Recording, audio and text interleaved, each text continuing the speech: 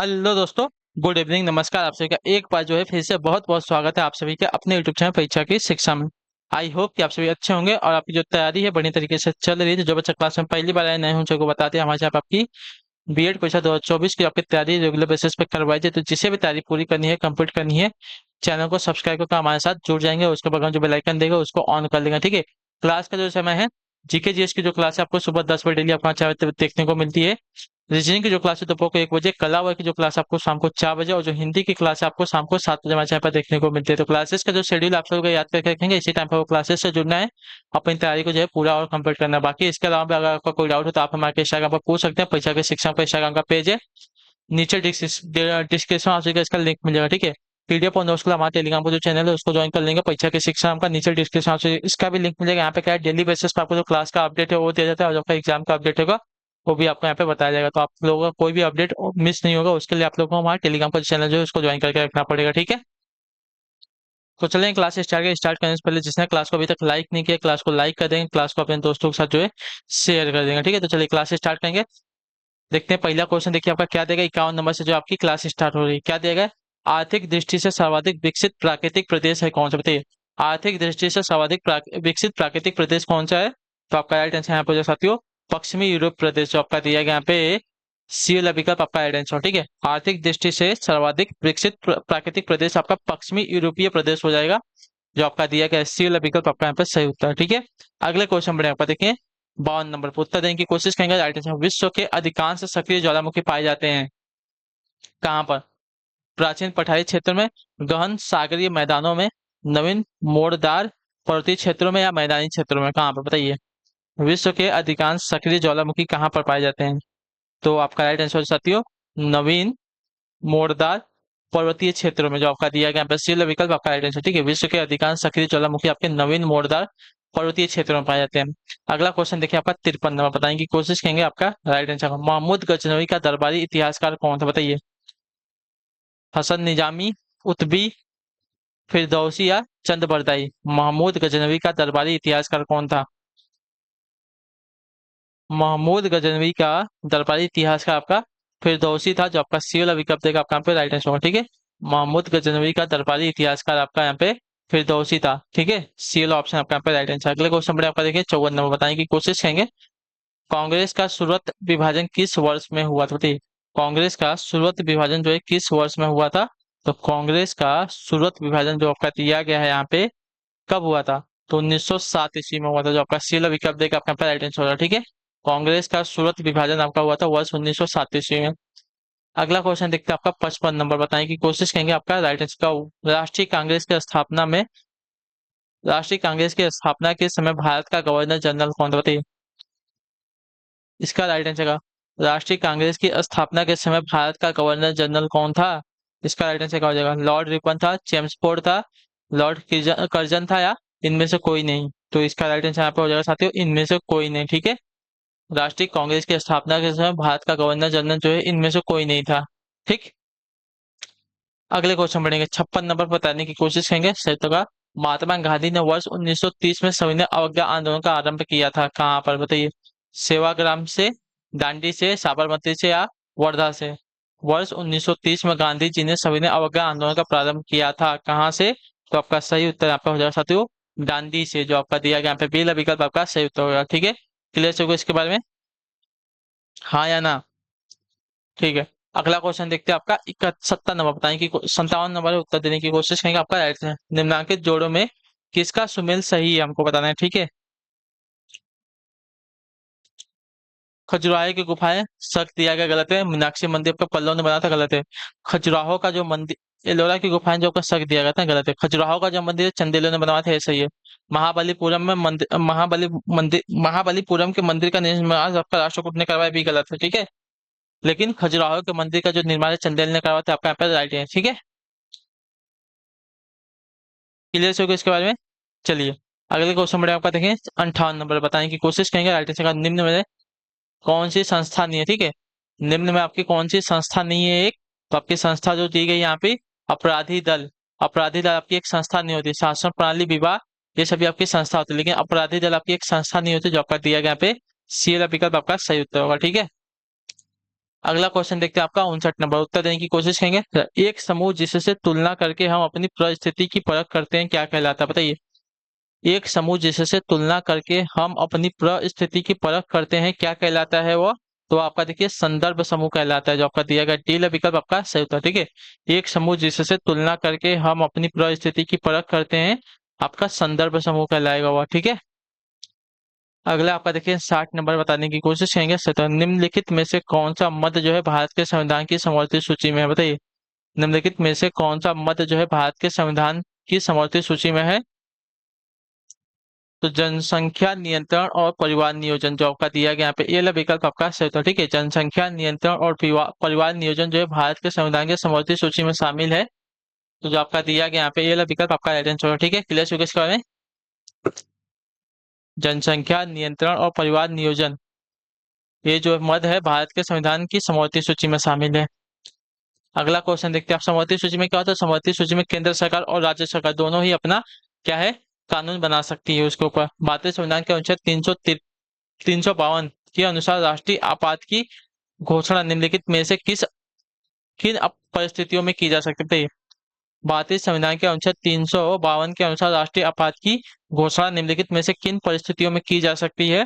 तो आपका right answer यहाँ पर जो साथियों, युद्ध, बाह्य आक्रमण अथवा सशस्त्र विद्रोह के, जो आपका दिया गया यहाँ पे, ये डी वाला विकल्प आपका राइट आंसर, ठीक है। भारतीय संविधान के अनुच्छेद 352 के अनुसार राष्ट्रीय आपात की घोषणा जो है युद्ध, बाह्य आक्रमण अथवा सशस्त्र विद्रोह के परिस्थितियों में की जा सकती है। जो आपका दिया गया यहाँ पे डी वाला विकल्प आपका यहाँ पे राइट आंसर होगा, ठीक है। क्लियर है। अगला क्वेश्चन देखते हैं आपका 62 नंबर, बताने की कोशिश करेंगे। आपका सर्वसम्पत्ति से निर्वाचित भारत के राष्ट्रपति कौन थे, बताइए। सर्वसम्मति से होगा, ठीक है। सर्वसम्मति से निर्वाचित भारत के राष्ट्रपति कौन थे।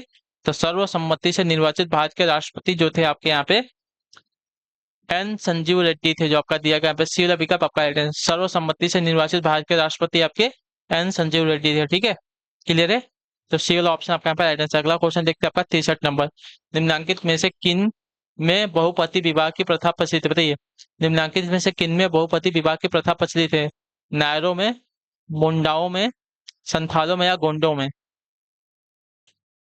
तो नायरो में, जो आपका दिया गया यहाँ पे ये वाला विकल्प आपका राइट आंसर। नायरो में जो आपका बहुपति विवाह की प्रथा प्रचलित है, जो आपका ये वाला विकल्प देगा 63 पे आपका सही उत्तर होगा। अगला क्वेश्चन देखते हैं आपका 64 नंबर, बताने की कोशिश करेंगे। राइट आंसर, भारत द्वारा सबसे अधिक विदेशी मुद्रा किस वस्तु के आयात पर व्यय की जा सकती है, बताइए। भारत द्वारा सबसे अधिक विदेशी मुद्रा किस वस्तु के आयात पर व्यय की जा सकती है। तो आपका राइट आंसर यहाँ पर जो साथियों, पेट्रोलियम पदार्थ को, जो आपका ये वाला विकल्प देगा आपका यहाँ पे राइट आंसर, ठीक है। भारत द्वारा सबसे अधिक विदेशी मुद्रा जो है पेट्रोलियम पदार्थ के आयात पर व्यय की जाती है, ठीक है। तो ये वाला ऑप्शन आपका यहाँ पे राइट आंसर। अगला क्वेश्चन देखते हैं 65 नंबर, बताने की कोशिश करेंगे। राइट आंसर, गौतम बुद्ध के परिनिर्वाण, गौतम बुद्ध ने परिनिर्वाण कहाँ प्राप्त किया, बताइए। गौतम बुद्ध ने परिनिर्वाण कहाँ प्राप्त किया। तो गौतम बुद्ध ने परिनिर्वाण का प्राप्त किया था कहाँ पर। तो कुशीनगर में, जो आपका सी वाला विकल्प देगा आपका यहाँ पे राइट आंसर होगा, ठीक है। गौतम बुद्ध ने परिनिर्वाण आपका प्राप्त किया कुशीनगर में, ठीक। तो जो आपका सी वाला ऑप्शन देगा आपका यहाँ पे राइट आंसर। अगला क्वेश्चन देखते हैं कि 66 नंबर, बताने की कोशिश करेंगे। सही का निम्नलिखित में से कौन सी सामाजिक प्रक्रिया है, बताइए। नहीं है। निम्नलिखित में से कौन सी आपकी सामाजिक प्रक्रिया नहीं है। संघर्षण, एकीकरण, सामाजिक विघटन या संवेदनशीलता। इसमें से कौन सी एक आपकी सामाजिक प्रक्रिया नहीं है। तो सामाजिक प्रक्रिया जो इसमें से दी गई है, संवेदनशीलता आपकी नहीं है। जो आपका दिया गया पेटील विकल्प आपका राइट आंसर हो जाएगा। संघर्ष, एकीकरण और सामाजिक विघटन ये आपकी सामाजिक प्रक्रिया, लेकिन संवेदनशीलता आपकी सामाजिक प्रक्रिया नहीं होती है। अगला आपका है 67, तो बताने की कोशिश करेंगे। राइट आंसर, भारत के संविधान की प्रस्तावना में निम्नलिखित में से वह शब्द कौन सा है जिसका समावेशन संविधान अधिनियम 1976 के माध्यम से नहीं किया गया था, बताइए।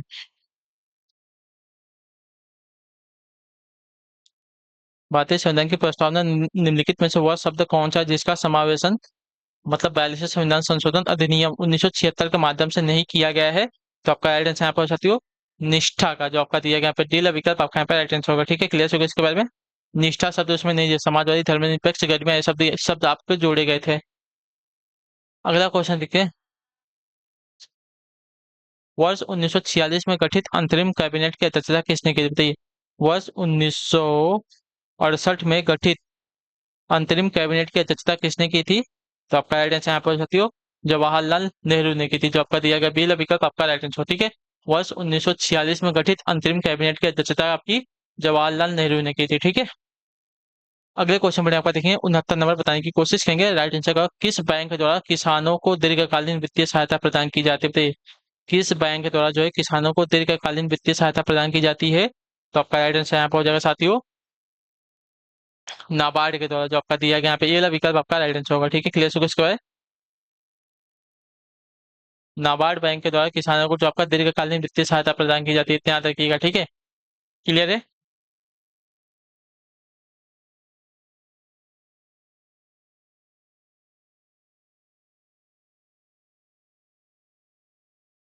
अगला क्वेश्चन देखते हैं आपका 70 नंबर बताने की कोशिश करेंगे। आपका राइट आंसर राज्यपाल को दोहरी भूमिका में राज्यपाल की दोहरी भूमिका से आप क्या समझते हैं, बताइए राज्यपाल की दोहरी भूमिका से आप क्या समझते हैं।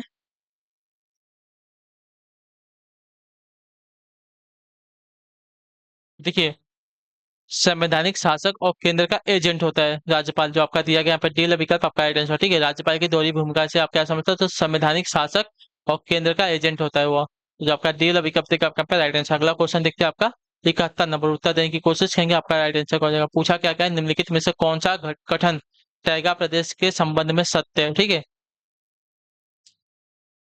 तो कौन सा कथन जो दिया गया है टैगा प्रदेश के संबंध में सत्य है, तो देखिए यह प्रदेश क्या देगा, यूरेशिया देगा। एशिया और उत्तरी अमेरिका में 45 डिग्री से 70 डिग्री उत्तरी अक्षांश के बीच एक चौड़ी पट्टी के रूप में विस्तृत है, सही है। इस प्रदेश की वनस्पति कोणधारी और शंकुधारी वन है, ये भी सही है। लकड़ी काटना इस प्रदेश का मुख्य व्यवसाय, ये भी सही है। तो उपरोक्त तो सभी जो दिएगा आपका यहाँ पे राइट आंसर हो जाएगा। ठीक है, अगला क्वेश्चन देखते हैं आपका 72 नंबर, राष्ट्रपति द्वारा प्रवर्तित अध्यादेश क्या है। राष्ट्रपति के द्वारा प्रवर्तित अध्यादेश क्या है, तो राष्ट्रपति के द्वारा प्रवर्तित अध्यादेश आपका जो दिया गया यहाँ पे संसद के पुनः एकत्र होने पर उसके सम्मुख अवश्य रखा जाना चाहिए अध्यादेश को, जो आपका दिया गया यहाँ पे सी विकल्प आपका राइट आंसर। ठीक है, राष्ट्रपति द्वारा प्रवर्तित अध्यादेश क्या होता है, तो संसद के पुनः एकत्र होने पर उनके सम्मुख अवश्य रखा जाना चाहिए, जो आपका दिया गया यहाँ पे सी विकल्प 72 पे आपका सही होता है। अगला क्वेश्चन देखते हैं आपका 73 नंबर, अंत्योदय कार्यक्रम का मुख्य उद्देश्य था क्या, बताइए अंत्योदय कार्यक्रम का मुख्य उद्देश्य क्या था। तो अंत्योदय कार्यक्रम का प्रमुख उद्देश्य था गरीबों में सबसे अधिक गरीबों की मदद करना, जो आपका दिया गया सी विकल्प आपका राइट आंसर। ठीक है, अंत्योदय कार्यक्रम में मुख्य उद्देश्य था आपका गरीबों में सबसे अधिक गरीबों की मदद करना। अगले क्वेश्चन बढ़े आपका देखें 74 नंबर है, उत्तर देने की कोशिश करेंगे। आपका राइट आंसर, जब कन्या का पिता अपनी पुत्री को किसी पुरोहित को उपहार में दे देता है तो उसे क्या कहा जाता है। जब कन्या का पिता अपनी पुत्री को किसी पुरोहित को उपहार में दे देता है तो उसे क्या कहा जाता है, तो उसे कहा जाता है आपका दैव विवाह, जो आपका दिया गया यहाँ पे ये वाला विकल्प आपका राइट आंसर। जब कन्या का पिता अपनी पुत्री को किसी पुरोहित को उपहार में दे देता है तो उसे आपका दैव विवाह कहा जाता है। अगला आपका 75 नंबर बताने की कोशिश करेंगे। राइट आंसर, शेरशाह के भू राजस्व व्यवस्था के संदर्भ में क्या सही नहीं है। ठीक है, तो शेष आगे भू राजस्व व्यवस्था के संदर्भ में क्या सही नहीं है हमसे पूछा है। तो देखिए, भू सर्वेक्षण के आधार पर एक रजिस्टर खरसा खतौनी तैयार किया गया, ये भी सही है। राई यानी कि भू राजस्व निर्धारण के लिए फसल दरों की सूची लागू किया गया, यानी कि ये भी सही है आपका। उपज के आधार पर भूमि को 3 श्रेणियां थी, कौन सी, उत्तम मध्यम और निम्न, ये भी सही है। लेकिन भू राजस्व की दर उपज का 1/6 भाग तय किया गया था, आपका गलत है। ठीक है, जो आपका डी विकल्प देगा आपका यहाँ पे राइट आंसर होगा। शेष आगे भू राजस्व व्यवस्था के संदर्भ में जो दिया गया ऑप्शन नंबर डी, भू राजस्व की दर उपज का 1/6 भाग तय किया गया था, आपका गलत है। ठीक है, अगला क्वेश्चन है 76 नंबर, पृथ्वी के कोर में किस तत्व की प्रधानता होती थी। पृथ्वी के कोर में किस तत्व की प्रधानता होती थी। पृथ्वी के कोर में जो आपकी लौ तथा निकल की प्रधानता होती है। ठीक है, जो आपका दिया गया यहाँ पे डी विकल्प आपका राइट आंसर है। ठीक है, पृथ्वी के कोर में लौ तथा निकल की प्रधानता होती है। अगला क्वेश्चन देखते हैं आपका 77 नंबर, उत्तर देने की कोशिश करेंगे। राइट आंसर, 19वीं सदी के उत्तरार्ध में नव हिंदूवाद के सर्वश्रेष्ठ प्रतिनिधि थे कौन, बताइए 19वीं सदी के उत्तरार्ध में नव हिंदूवाद के सर्वश्रेष्ठ प्रतिनिधि कौन थे। तो आपका राइट आंसर यहाँ पे हो जाएगा साथियों स्वामी विवेकानंद थे। ठीक है, जो आपका दिया गया यहाँ पे बी वाला विकल्प आपका राइट आंसर हो जाएगा। ठीक है, 19वीं सदी के उत्तरार्ध में नव हिंदूवाद के सर्वश्रेष्ठ प्रतिनिधि आपके स्वामी विवेकानंद थे। अगला प्रश्न देखते हैं आपका 78 नंबर, उत्तर देने की कोशिश करेंगे। आपका राइट आंसर, अशोक के शिलालेखों की लिपि क्या थी। मैंने अभी आपको बताया था ना, तो ब्राह्मी लिपि थी जो आपका दिया गया यहाँ पे बी वाला विकल्प आपका राइट आंसर हो जाएगा। ठीक है, अगला क्वेश्चन देखते हैं आपको 79 नंबर। वायुमंडल मुख्यतः गर्म होते हैं, कैसे? तो वायुमंडल मुख्यतः गर्म होते हैं आपके पृथ्वी के विकिरण के द्वारा। ठीक है, जो आपका दिया गया यहाँ पे बी वाला विकल्प आपका राइट आंसर आपका वायुमंडल मुख्यतः गर्म होते हैं पृथ्वी के विकिरण के द्वारा, तो जो आपका दिया गया बी वाला विकल्प आपका राइट आंसर। अगला क्वेश्चन 80 नंबर है, उत्तर देने की कोशिश करेंगे। राइट आंसर, तवा किसकी सहायक नदी थी?